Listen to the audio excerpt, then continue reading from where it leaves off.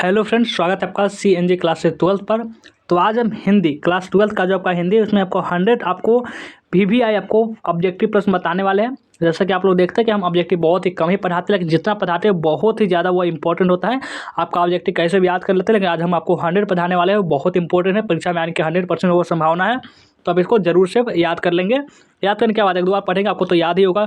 बाकी प्रश्नों की बात करें तो, और सब्जेक्टिव प्रश्न तो ऐसा हम पढ़ाते ही पढ़ाते हैं, सब्जेक्टिव प्रश्न भी बहुत ज़्यादा हम करवाते हैं, क्योंकि आप लोग ऑब्जेक्टिव तो पढ़ लेते हैं, बच जाता है आपका सब्जेक्टिव, इसलिए सब्जेक्टिव पढ़ाते हैं। आज का क्लास जो होगा वो ऑब्जेक्टिव का होगा, और ये साइंस, आर्ट्स, कॉमर्स सभी स्टूडेंट के लिए है। तो 100 आपको सब्जेक्टिव प्रश्न बताने वाले हैं। साथ के साथ इसके आसपास की भी चीज़ों को वो भी आपको बताते हुए चलेंगे, ताकि कोई भी प्रश्न आपके एग्जाम में आए तो वो आपको मिस ना करे। देखिए, सबसे पहला प्रश्न क्या कर रहा है, हम पूरा चैप्टर है। पहले बाल्किस मठ वाला चैप्टर जो बातचीत है, उससे उसने कहा था संपूर्ण क्रांति, अर्धनारीश्वर, रोज, एक लेख और एक पत्र, सभी चैप्टर से हम पढ़ाते हुए चलेंगे। ठीक है, देखिए, बातचीत शीर्षक निबंध के अनुसार जो कुछ मवाद या धुआं जो जमा रहता है वो भाप बनकर निकल पड़ता है। कैसे, यानी जो बातचीत हम लोग करते हैं तो जो निबंध के अनुसार की बात करिए, अकॉर्डिंग की बात करें, कुछ मवाद जो धुआं जो हमारे अंदर जो होता है, हम बात करने क्या होता है वो भाप बनकर उड़ जाता है, निकल जाता है। तो उस क्या कर सकते, कैसे के जरिए वो निकलता है, बहस करने से या झगड़ा करके या फिर बातचीत के जरिए या हंसने से।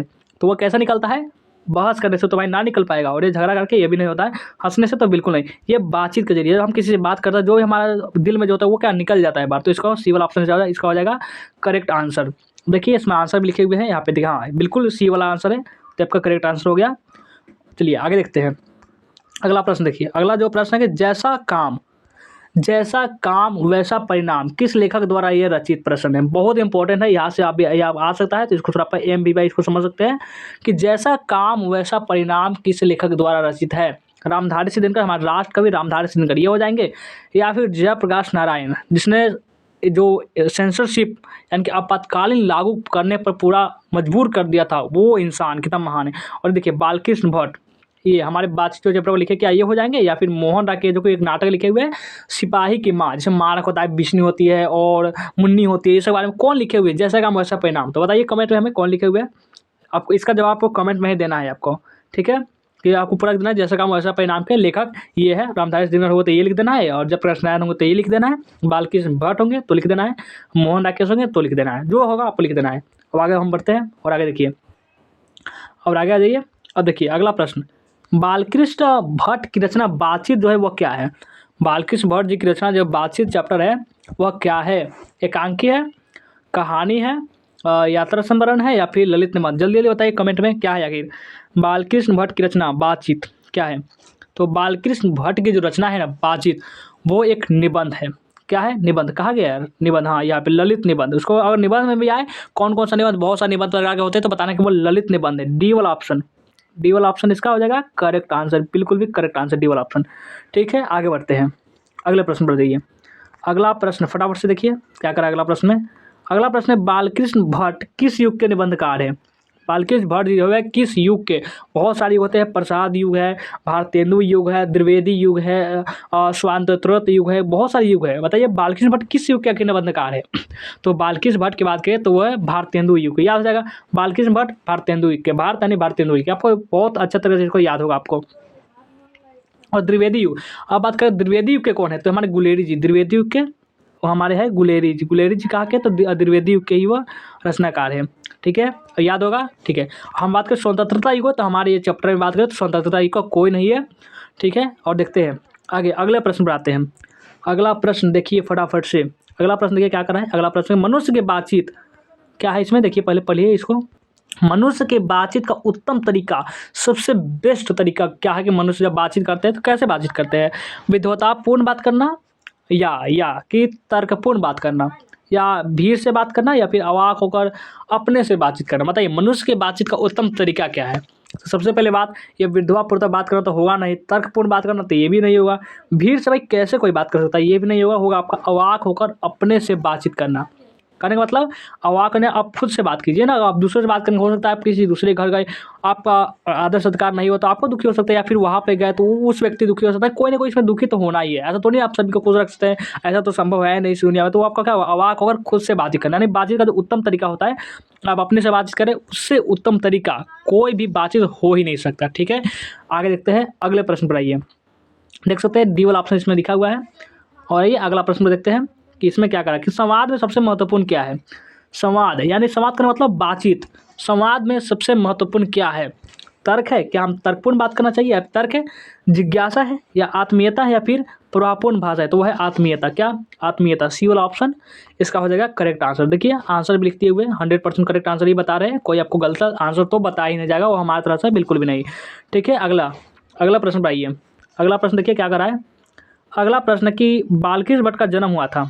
देखिए क्या है इसमें, बाल्किस भट्ट का जन्म हुआ था, कब हुआ था? 23 जून 1884 ईस्वी को, या फिर 23 जून 1844 ईस्वी को, या फिर 20 जुलाई 1902 को, या 18 दिसंबर 1834 ईस्वी को। बताइए बाल्किस भट्ट का जन्म कहाँ हुआ था? तो बाल्किस भट्ट का जो जन्म था वो बी वाला ऑप्शन यानी कि 23 जून 1844 को हुआ था। ये याद हो जाएगा ना, कर लीजिएगा, कोई गड़बड़ी नहीं करें। याद आपको ये सब प्रश्न तो आपको हलवा वाला प्रश्न है, ये सब ना याद भी है तो कहाँ याद किए। आगे देखिए संयोगिता स्वयंवर, आ जाइए हमारे प्यारे से संयोगिता स्वयंवर, इसको बताइए संयोगिता स्वयंवर किसकी रचना है? बहुत बार पहले तो स्वयंवर हुए करते थे, वही अच्छा था, आजकल तो किससे भी शादी हो जा रही है। संयोगिता स्वयंवर आजकल की बात करें, संयोगिता स्वयंवर करना चाहिए, या फिर जो लड़कियां होती है उसको वर चुनने का पूर्णतः अधिकार होना चाहिए। यानी कि वो भी जैसे अब उनके जो शादी हो रही है ऐसे बहुत सारे होते हैं, राजा ही होते हैं, वही अपने जो लिए बहुत सारे युद्ध में जो धनुष उठाएगा शादी उसी से होगी, ऐसा पहले हुआ करता था, अब तो नहीं होता है। तो संयोगिता स्वयंवर किसकी रचना है? बाल्किस भट्ट जी की, प्रताप नारायण मिश्र की, श्रीनिवास दास की, या फिर मैथिली शरण गुप्त की? बताइए संयोगिता स्वयंवर किसकी रचना है? तो ये जो संयोगिता स्वयंवर बाल्किस भट्ट जी की नहीं है, ये श्रीनिवास दास जी की रचना है। याद कर लीजिए, ये श्रीनिवास दास जी की रचना है। याद हो गई, बहुत अच्छी बात है, वेरी गुड। आगे बढ़िए, अगला प्रश्न पर देखिए। अगला प्रश्न 5वां नंबर प्रश्न देखिए क्या करा है। 5वां नंबर प्रश्न कि बाल्किस भट्ट ने कौन सा मासिक पत्र निकाला था? बाल्किस भट्ट जो थे वो कौन सा मासिक पत्र निकाले थे? प्रताप निकाले थे, या कर्मवीर, या हिंदी प्रदीप, या फिर ज्योत्साना? तो बाल्किस भट्ट जो थे वह हिंदी प्रदीप नामक जो मासिक पत्रिका थी वह निकाले थे। सी वाला ऑप्शन इसका हो जाएगा करेक्ट आंसर। ठीक है, आगे बढ़ते हैं, बढ़े आगे, चलिए आगे बढ़ जाइए। अगला प्रश्न देखिए, देख सकते हैं यहाँ पे भी सी वाला ऑप्शन दिए हुए थे, बिल्कुल करेक्ट आंसर। आगे बढ़िए, बातचीत किस विधा की रचना है? देखिए यहाँ पे बातचीत जो है वह किस विधा की रचना है? जल्दी जल्दी बताइए कमेंट में, बातचीत किसी विधा की रचना है? बातचीत जो है वह क्या है? आलोचना है, गीत है, शोध है? तो यार भाई ये तो निबंध ही होगा, और क्यों होगा, ये सब निबंध ही होगा, कोई एक ही चीज़ होगा ना। देखिए सबसे पहले बात, बातचीत जो आपका सबसे पहला जो कि बाल्किस भट्ट जी लिखे वह निबंध है। दूसरा जिसको उसने कहा था चैप्टर, जिसको गुलेरी जी, चंद्रधर शर्मा गुलेरी जी लिखे हैं, और गुलेरी नाम इसलिए पर क्योंकि गुलेर नाम ग्राम से थे तो वो लिखे, तो वो कहानी है। और संपूर्ण क्रांति जिसको भाषण दिए होते पटना के गांधी मैदान में, कब दिए होते? 5 जून 1974। कौन दिए होते? जयप्रकाश नारायण। तो वो क्या है? वो भाषण है। और अर्थनारीश्वर वह निबंध है जिसको हमारे राष्ट्र कवि रामधारी सिंह दिनकर लिखे होते हैं। आगे आइए, अगला प्रश्न बताते हैं। अब देखिए अगला प्रश्न क्या कर रहा है। अगला प्रश्न फटाफट से आ जाइए, ये भी यही है आपका, बातचीत सही है कि बातचीत सीखिए, इसी तरह चैप्टर वाइज करवा रहे हैं ना, इसके बाद उसने कहा था आपका स्टार्ट होगा, उसके बाद संपूर्ण क्रांति स्टार्ट होगा, अर्धनारीश्वर स्टार्ट होगा, इसी तरह से करवाएंगे। ठीक है, बातचीत के माध्यम से बाल्किस भट्ट क्या बतलाना चाहते हैं? बातचीत के माध्यम से बाल्किस भट्ट जी हमें क्या बतलाना चाहते हैं? बातचीत की शैली, बातचीत की क्या कि बातचीत की शैली, भाषण की शैली, संवाद की शैली, या इनमें से कोई नहीं? बातचीत के माध्यम से बाल्किस भट्ट क्या बतलाना चाहते हैं? तो बातचीत के माध्यम से बाल्किस भट्ट क्या बतलाना चाहते हैं? वो बतलाते हैं बातचीत की शैली को बतलाना चाहते हैं। ये वाला ऑप्शन क्या हो जाएगा इसका करेक्ट आंसर। ठीक है, आगे बढ़ते हैं। देखिए आगे देख सकते हैं यहाँ पे भी ये वाला ऑप्शन ही है, एक भी मिस्टेक से भी मिस्टेक नहीं होगा, देख लीजिएगा। देखिए भट्ट जी को किसने अंग्रेजी साहित्य के एडिशन और स्टील की श्रेणी में रखा है?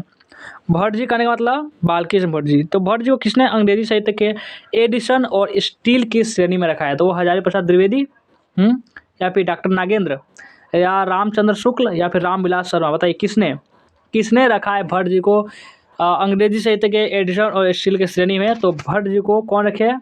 तो ये लिखे हैं रामचंद्र शुक्ल, ये रखे हुए हैं। अब देखते हैं आंसर देख लेते हैं भाई, क्यों गलती होना। हाँ सी बिल्कुल भी सही आंसर बता रहे हैं, हमें भी कुछ याद ही है। चलिए आगे देखते हैं, आगे आ जाइए। नाटक के प्रारंभ में होने वाले, बताइए जल्दी से, नाटक के प्रारंभ में होने वाले मंगल पाठ को क्या कहा जाता है? तो नाटक के शुरुआत में यानी प्रारंभ में जो पाठ किया जाता है, और नाटक के प्रारंभ में होने वाला मंगल पाठ, उसको हम क्या नाम से जानते हैं? भजन का नाम जानते हैं, नांदी पाठ, मंगलाचरण, या आरती? तो उसे नाटक के प्रारंभ में होने वाले मंगल पाठ को हम नांदी पाठ बोलते हैं। क्या बोलते हैं? नांदी पाठ। बी वाला ऑप्शन इसका हो जाएगा करेक्ट आंसर। आगे बढ़ते हैं, देखिए आगे अगला प्रश्न आइए, रोबिन्सन क्रूसो, नाम तो सुना ही होगा, तो कसो देंगे यार नाम से क्या मतलब है, काम देखिए। रोबिन्सन क्रूसो को कब तक मनुष्य का मुख देखने को नहीं मिला, बताइए। रोबिन्सन क्रूसो को कब तक मनुष्य का जो मुख वो देखने को ही नहीं मिला। हमें जंगल में भटकता रहा, जानवर से मिलता रहा, बात करता रहा, इंसान का मुख कभी देखने को, यहाँ जो चेहरा जो होता है ना, इंसान का शरीर कुछ देखने को मिला, ऐसा नहीं कि सिर्फ शरीर है, हाथ देखने को मिला, पैर, कुछ मिला ही नहीं देखने को। यानी 16 वर्ष के उपरांत उसने मानव का जो बात करते आवाज़ हो रही है, यानी कि मानव के बीच हम लोग क्या है, एक दो दिन नहीं रह सकते यार, हम लोग क्या होता है सभी किसी न किसी के संपर्क में ही रहते हैं। तो रोबिन्सन क्रूसो को कब तक मनुष्य का मुख को देखने को भी नहीं मिला, 10 वर्ष तक, 12 वर्ष तक, 16 वर्ष तक या फिर 18 वर्ष तक। रोबिन्सन क्रूसो को कब तक मनुष्य का मुख देखने को नहीं मिला, तो ये 16 वर्ष तक, 16 यानी कि 16 ईयर तक। सिविल ऑप्शन इसका हो जाएगा करेक्ट आंसर। आगे बढ़ते हैं, नेक्स्ट अगला प्रश्न देख लीजिए क्या है, कह रहा है इसमें, एडिसन के अनुसार, किसके अनुसार, एडिसन के अनुसार असल बातचीत कितने लोगों के बीच हो सकती है। जो रियल बातचीत, जो असली बातचीत बात करो, कितने लोगों के बीच हो सकती है, 2 लोगों के बीच, 3 लोगों के बीच, 4 लोगों के बीच या फिर 5 लोगों के बीच, बताइए। एडिसन के अनुसार असल बातचीत कितने लोगों के बीच हो सकती है, तो एडिसन के अनुसार जो असल बातचीत, जो रियल बातचीत है, वो सिर्फ और सिर्फ 2 लोगों के बीच हो सकती है। अगर मान लीजिए 2 व्यक्ति, मान चलिए ये ए आदमी है और ये बी आदमी, दोनों मिलकर क्या कर रहे हैं, बातचीत कर रहे हैं, इससे बातचीत कर रहा है और ये इससे बात कर रहा है, और इसमें तीसरा एक व्यक्ति आ गया सी, ये टपक गया, तो क्या दोनों अपनी बातचीत निरस्त कर देंगे, बंद कर देंगे। या फिर हो सकता है ये सब बात के लिए क्या, मान के लिए अपने पे सका अपने जीप के बारे में बात कर ली, तुम गर्लफ्रेंड के बारे में बात कर रहे थे, फिर दोनों क्या तीसरा व्यक्ति आ गया, वो जानते थे कि हम ये जो बी वाला जो बोल रहा है वो सी वाला ए वाला सुन रहा है, जो ए वाला बोल रहा है वो बी वाला सुन रहा है, यानी तो जैसे सी जैसे उनमें एंटर करेगा, ये दोनों अपना बातचीत बदल देंगे, यो इकोनॉमी और फिलोसफी इस पर चर्चा करने लगेंगे, यानी कि अपनी बातचीत को बदल देंगे या फिर इसको मूर्ख बनाने लगेंगे। सी है ना, इसको मूर्ख बना लेंगे। तो यही है जो असल बातचीत है, वो सिर्फ 2 व्यक्तियों में ही हो सकती है, उससे ज़्यादा क्या होगी तो भैया दूसरे का कहलाने लगेगा। यानी कि चलिए आगे देखते हैं अगला प्रश्न, बातचीत से मन, देखिए आप आंसर देख लिए, बातचीत से मन किस प्रकार का हो जाता है, बातचीत करने से जो मन होगा वो किस प्रकार का हो जाता है, क्रोधपूर्ण, क्या बहुत ज़्यादा गुस्सा आता है, या भारी और बोझिल, या हल्का और स्वच्छ, या इनमें से कोई नहीं। बातचीत से मन जो होता है वह किस प्रकार का होता है, तो बातचीत करने से मन जो होता है वो हल्का और स्वच्छ होता है, यानी साफ हो जाता है, और बहुत आपके दिल में कुछ बात होती है तो वो दूसरे को बताने से वो क्या हल्का हो जाता है, बोलते हैं ना अपना दिल की बात हल्का कर लीजिए, इस तरह से। आगे देखते हैं अगला प्रश्न, देखिए अब अगला प्रश्न क्या कर रहा है, अब आ चुका है दूसरा चैप्टर से, अब आएगा मजा। देखिए दूसरा चैप्टर क्या है कि सुखमय जीवन, सुखमय जीवन किसकी कहानी है, सुखमय जीवन जो है किसकी कहानी है, तो ये आपका बालकृष्ण भट्ट की, तो भैया ये तो ना हो पाएगा क्योंकि तो आपका चैप्टर ही खत्म हो गया, तो क्यों होगा, ओम प्रकाश वाल्मीकि, इनका भी नहीं होगा, इनमें से कोई नहीं, तो ये तो होगा नहीं, वो हो जाएगा आप हमारे चंद्रशेखर शर्मा गुलेरी जी का, जो कि उसने कहा था भी यही लिखे हुए, सुखमय जीवन भी यही लिखे, बुद्धू काटा भी यही लिखे हुए, 3 कहानियाँ, सुखमय जीवन, बुद्धू काटा उसने कहा था, याद करके रख लीजिए, जेब में नहीं रखना है, जनता रह जाएगा, आपका घर पर रह जाएगा, एग्जाम सेंटर नहीं लेके जा पाएंगे। देखिए ये प्रश्न कि उसने कहा था कहानी कब लिखी गई, ये जो कहानी थी ना उसने कहा था कब लिखी गई थी, 1895 ईस्वी में, या फिर 1905 ईस्वी में, या फिर 1915 ईस्वी में, या फिर 1920 ईस्वी में। उसने कहा था कहानी जो थी वो कब लिखी गई थी, तो ये 1915 में लिखी गई थी, 1915 में, याद कर रखना, ये सब डेट भी याद कर लेंगे तो बहुत अच्छा होगा, एक भी प्रश्न छूटने का तो नाम ही नहीं लेगा। देखिए अगला प्रश्न, ये प्रश्न क्या कहा है, जर्मन लफ्टन को किसने मार गिराया, जर्मन लफ्टन को किसने मार गिराया था, बताइए। वज्रा सिंह ने है, ये तो बेकार आदमी था, ये तो मार नहीं सकता है। लाना सिंह, तो यहाँ ये हमारे वीर पुरुष लाना सिंह, यही जो जर्मन लफ्टन था जो भेष बदल कर आया था उसको मार गिराए थे, बी वाला ऑप्शन इसका हो जाएगा करेक्ट आंसर। आगे देखते हैं अगला प्रश्न पर, अगला प्रश्न आ जाइए जल्दी से, संस्कृत कवियों ने क्षय किसे कहा है, संस्कृत कवियों ने जो क्षय जो है वह किसे कहा है, नदी को, चंद्रमा को, मनुष्य को, या फिर वनस्पति को, किसको कहा है बताइए। संस्कृत कवियों ने क्षय किसे कहा है, बताइए जल्दी से। तो ये आपका संस्कृत कवि जो है वो जो क्षय है वो हमारे चंद्रमा जी को कहा है, किसको, चंद्रमा जी को, बी वाला ऑप्शन इसका हो गया करेक्ट आंसर। आगे देखते हैं आगे अगला प्रश्न, देखिए अगला प्रश्न क्या कर रहा है, फटाफट से इसको देखिए, अगला प्रश्न आ चुका है, यह कि लहना सिंह के भतीजे का क्या नाम था, अब बताइए ये इसमें क्या क्या चीज़ याद करना पड़ता है, भतीजे का नाम, भगीना का नाम, सब कुछ होता है ना। लहना सिंह के भतीजे का क्या नाम था, बोधा सिंह था, किरत सिंह था, छबीला सिंह था, या फिर वजीरा सिंह था। तो लहना सिंह के जो भतीजा था उसका नाम था किरत सिंह, क्या था, किरत सिंह, बी वाला ऑप्शन इसका हो गया करेक्ट आंसर। आगे बढ़ते हैं, देखिए बी वाला ऑप्शन इसमें भी दिया हुआ है तो गलती होने की तो संभावना ही नहीं बनती। आगे देखिए अगला प्रश्न, उसने कहा था कहानी के कहानीकार कौन है, उसने कहा था जो कहानी है इसके कहानीकार कौन है, लिखने वाले जो रचनाकार ही बोल सकते हैं वो कौन है। चंद्रशेखर शर्मा गुलेरी जी है, बालकृष्ण भट्ट जी है, या फिर भगत सिंह जी है, या फिर ये उदय प्रकाश जी है, कौन है। चंद्रशेखर शर्मा गुलेरी, या फिर उसने कहा था कहानीकार, ये तो पता ही होगा चंद्रशेखर शर्मा गुलेरी है, तो क्यों आपको ज़्यादा तंग करे, ये वाला ऑप्शन हो जाएगा इसका करेक्ट आंसर। ठीक है, आगे बढ़ते हैं। आगे बढ़िए, अगला प्रश्न नहीं है क्या, चलिए है, अभी बहुत प्रश्न है, अभी प्रश्न की कमी थोड़ी ना है। आगे देखिए, उसने कहा था कैसी कहानी है। अब बात आती है कि उसने कहा था जो है भाई कहानी तो है, अब कैसी कहानी है ये आपको बतानी है। कैसी कहानी है, व्यंग्यात्मक, मनोरंजक, युद्ध विरोधी, कैसा है, तो ये इनमें से सभी है। ये व्यंग्यात्मक भी है, मनोरंजक भी है, युद्ध विरोधी भी है, इनमें से सभी है। देखिए इसमें क्या, हाँ सी वाला ऑप्शन, नहीं सॉरी आपका ये नहीं होगा, सी वाला ऑप्शन ही सिर्फ होगा आपका, युद्ध विरोधी, सिर्फ और सिर्फ आपका ये युद्ध, तीनों नहीं होगा आपका, ये आपका युद्ध विरोधी होगा। मिस्टेक हो गया थोड़ा सा, क्षमा चाहते हैं। देखिए आगे अगला प्रश्न, देखिए अगला प्रश्न, हिंदी की पहली श्रेष्ठ कहानी कौन सी है। इसीलिए हम आपको आंसर पहले लेकर लाते हैं ताकि गलती से मिस्टेक ना हो जाए। हिंदी की पहली श्रेष्ठ कहानी कौन सी है, हिंदी की जो पहली सबसे श्रेष्ठ महाश्रेष्ठ कहानी कौन सी थी।